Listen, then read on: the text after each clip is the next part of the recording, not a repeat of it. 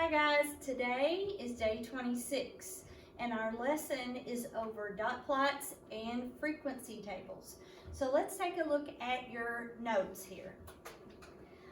What is a dot plot? A dot plot displays data by placing dots above a number line.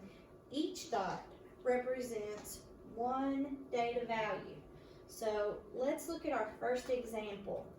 I'm going to make it a little bigger. Okay, Paloma sells produce at the farmer's market. The chart shows the number of pounds she sells each day. What's the most common number of pounds that Paloma has sold? So I look over here and I see all kinds of numbers, and if I organize it, I'm going to be able to see more clearly what is most common. So it's step one, draw a number line that is an appropriate scale. The chart contains numbers from 11 to 20. So 11 is the smallest number, 20 is the largest. So we're going to use a scale from 10 to 20.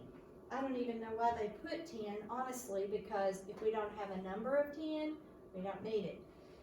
So for each data value in the chart, we plot a dot above the number on the number line. The first data value in the chart is 15, so the dot 15 is placed on the number line. So you would say 15, and you would put a dot. And then you would go through each number, like 20, and you would put a dot. 11, and you would put a dot, and so on. Okay, so we go down here and they've already done it for us. Okay, so you complete these in order. I would mark them off, and then you have your dots. So when you look at your dot plot, you see this one obviously is the most. Okay, so the number of pounds Paloma sells most often is the value with the most dots in the stack. So here, the answer would be 15 pounds, okay? One thing in a dot plot I want you to remember is that each dot is a number. So a lot of times kids will go, like, for example, if you're asked to find the mean of a dot plot, of data in a dot plot, they would just go 11, 12, 13, 15, 16, 17, 19, 20.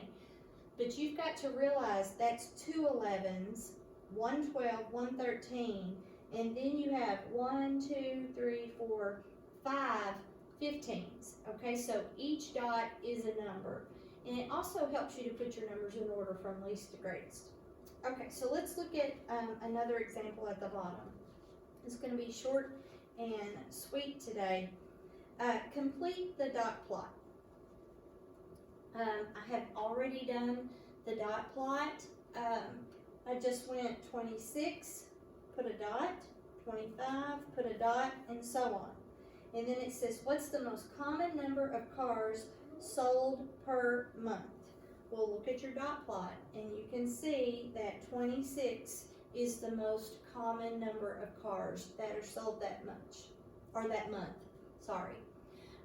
In our notes, I'm noticing that there's not a frequency table, and I'm going to show you one of your questions that's going to be on your homework, because there is a question here on a frequency table. So here it says the frequency table, you better not miss this one, by the way.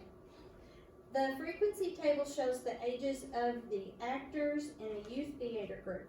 What percent of the actors are 10 to 12 years old? Okay, so actors in a youth theater group, you have 7 to 9, so there's 8 kids that fall into that age category. And then there's 22 that fall into this category, and there's 10 that fall into this category, okay? So we have to think, how many kids total is this? How many kids total? So 22 plus 8 is 30, plus 10 is 40. So that's a total of 40 kids.